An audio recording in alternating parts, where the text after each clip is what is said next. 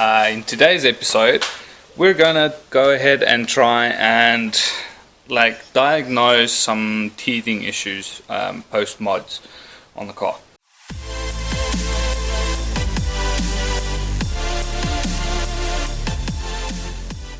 Wheels have been done basically, let's guess, about 4 or 5 months ago. So since then there's been a noise in the front of the vehicle, and it started developing at the skid pan, and went away, and now it's come back as a different noise. So it started off as a noise where basically what we had was every time I turned to the right there would be this thudding noise, this tuck tuck tuck, as the wheel rotates.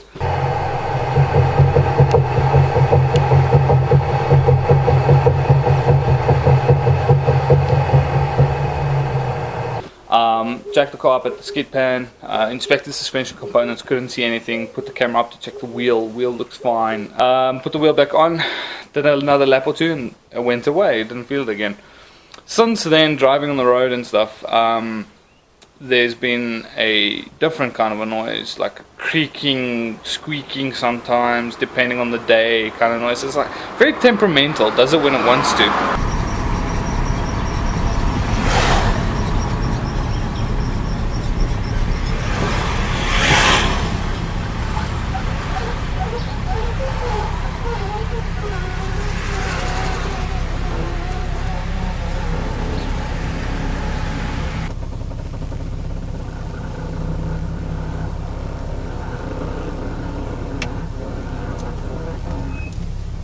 Wow. Alright, so now you guys can see what I'm talking about. So we're going to diagnose and try and see if we can find out what it is that's causing that issue. And then later on in the video I'll explain to you the other issue, which seems to be electrical.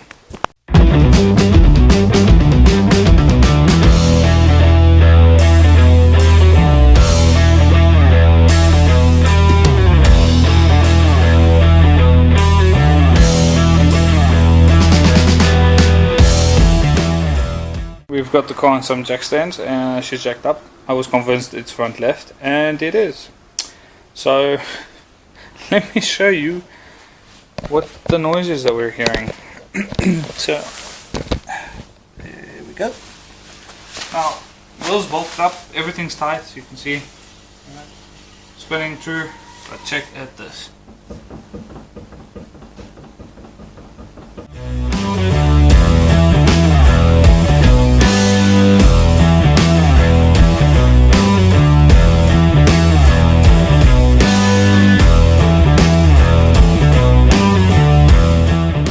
We found the problem. Me and my dad, well, my dad actually found it, but anyway. So if you look at this, once the study's pulled in, right, there's a bit of knurling sticking out past the hub over there. And if you look at that knurling, it's nice and shiny, right? So let's go look down at the back of our disc. Look there. There we go. See there?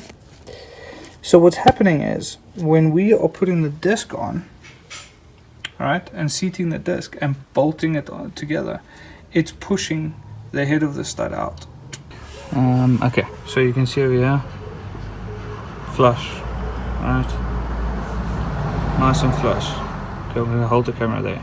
Then gap, gap, gap, better, and flush. So yeah, we need to sort that out. And that's what's causing the issue. So we are going to have to chamfer this down.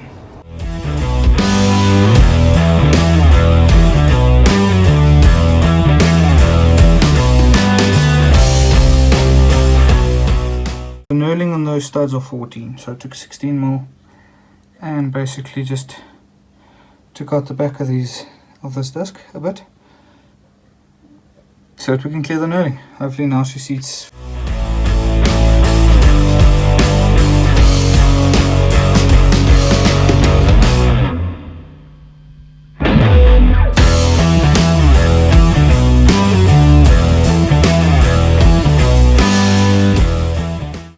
All done. She's back on, and let's check.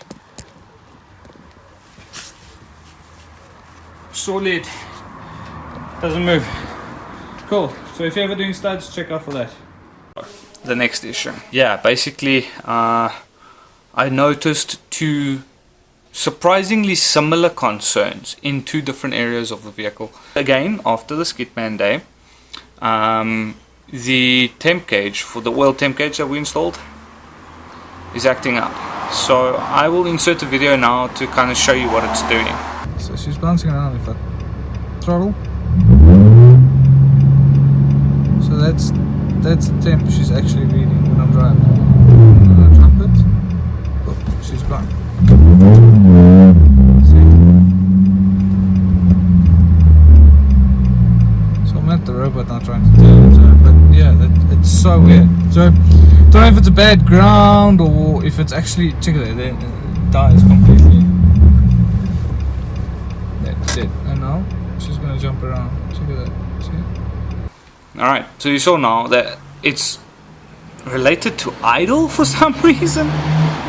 Very, very, very weird.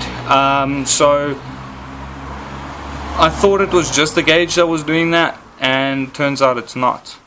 So I'm going to insert a video here. This was at our Club 23 Outlaws drag event, and I'll show you a couple of videos. I think there's 3 or 4 of them where I'm staging to launch, and look at the left rear number plate light.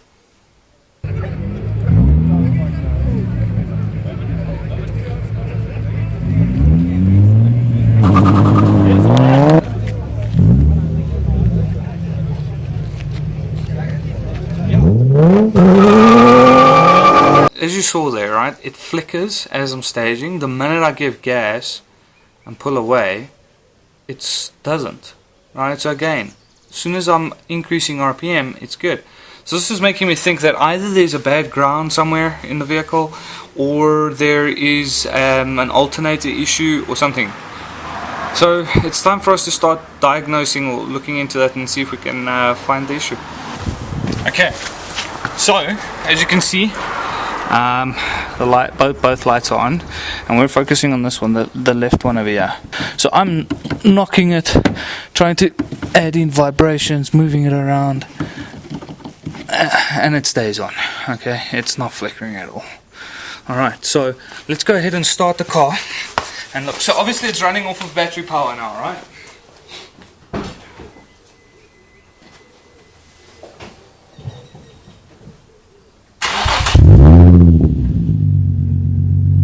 So, I'm busy diagnosing this with you guys, and reviewed the video and saw that there is a hole in my theory.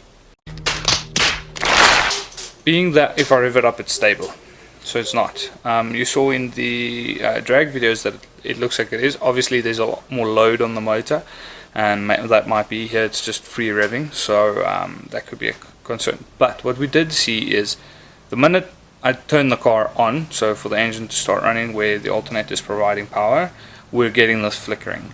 The minute we switch just to battery power, it's fine.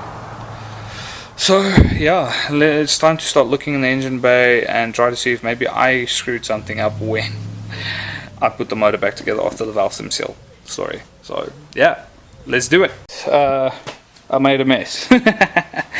Okay, so I took out this bad boy because I was looking at the ground. So let me show you. So there's this ground over here on the motor that I know I removed, right? That bad boy there. Okay, to there. Okay, those 2 bolts there. So as you can see, it's very dirty. I know I did loosen that at some point during this whole engine story. So I'm just going to remove that, clean it up a bit and put it back on, and then it runs around to, oh jeez, at camera angles guys. You see there, I'll put an arrow, that's the other ground. So there's 2 points on this, that ground on the motor, that ground onto the body. And there where grounds on the body is looking a bit sketchy, so let's work on that.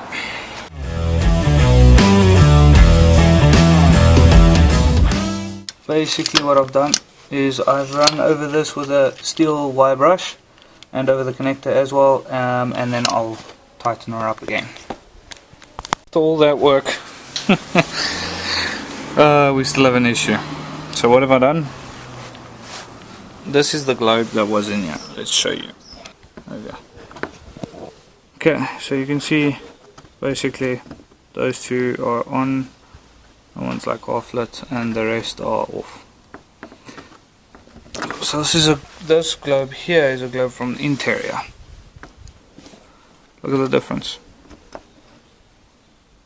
So let's go start the car and see if it does the same. She looks pretty healthy.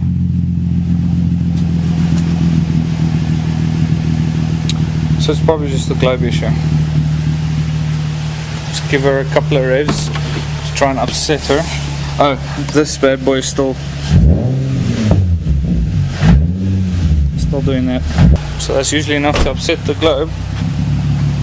And nothing. She's good. So I'm gonna have to get new gloves through here. Let's see that one just flickered. See how it's flickering. Bad. Good. So it's probably not an electrical. It's probably an electrical issue with the gauge itself that's causing that. I don't think the car has an issue. Explain to you guys what I was doing. You can see over here. That's the base of the connector that I was, or to the sensor. The minute I put this, so I had this piece of wire here, right? The minute I put it against this and against the block, I use this as my grounding point, or I put it here on the chassis or onto one of these bolts on the chassis, and then the needle came on. Touching the base of the sensor with the wire, looking for a ground, touching a ground.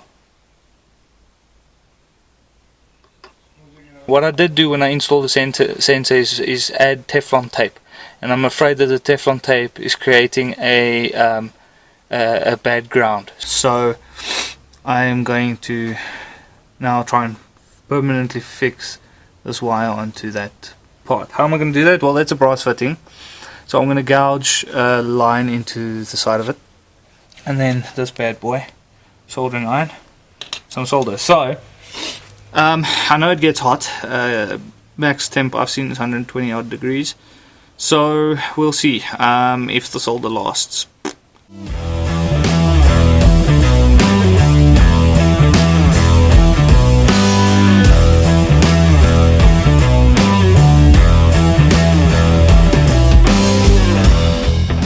So she's soldered on, nice and firm, can tug on her.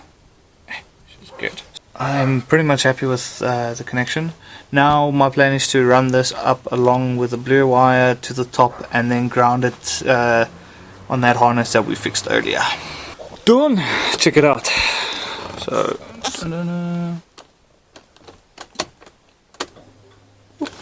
there we go. She's reading without the car being on, revving it, nothing. So she's working. I'm happy, and we can wrap it up. So yeah, that's it. Car's still open. I still need to pack up. That's boring. Nobody wants to watch that. Anyway, and I hate it. Thank you guys for watching. Hope this helped some of you. Maybe try and diagnose issues. I thought the two issues were related. Clearly, they're not. Oh my God! Wow! The one was purely a globe issue on the harness, and the other one is a grounding issue on the sensor itself. And yeah, I hope this is maybe more an educational type of video on how to diagnose. I'm not an expert, but for those of you that are at home, I did all of this diagnosis without a multimeter. You could use a multimeter to double check that your current is good, that your grounds are good, and things like that. But yeah, I did it without that. Basically testing with the wire and the camera. So yeah, thanks for watching. Stay tuned for whatever's next.